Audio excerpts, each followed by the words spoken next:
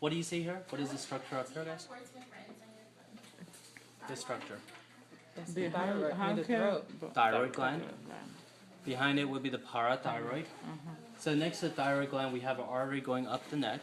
What is that? The aortic artery? Right. No, that's External the external carotid artery. thyroid. This is the aorta here. We see the 3 branches coming off, but this is not a good model for that. What would you call this artery going into the lung? Pulmonary artery. So you can see the esophagus here entering through the diaphragm. Thank you.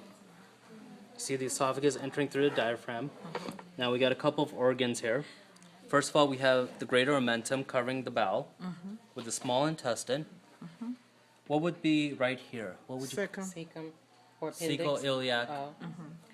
Or the appendix, you could also put that in this model. And then you got the ascending colon, transverse colon. And what is this red line? Do you guys remember the 3 lines that go around the colon? Tenai coli. Thank you. Okay. So now we got the inside. You see the aorta coming in. Let's go off the branches starting superiorly. Celiac trunk. Superior mesenteric. Inferior mesenteric. So this covers the first third of the digestive tract, the midgut, and then the hindgut down here. This is the inferior mesenteric covers the hindgut. Once the aorta branches off, we have common iliac. The common iliac will continue and branch off into the internal iliac and the external iliac. The external iliac is going into the leg. The internal iliac is going to provide our pelvis. Pelvis. We see the kidneys here. Right above the kidneys we have Adrenals. adrenal glands, yes. Which makes us spleen.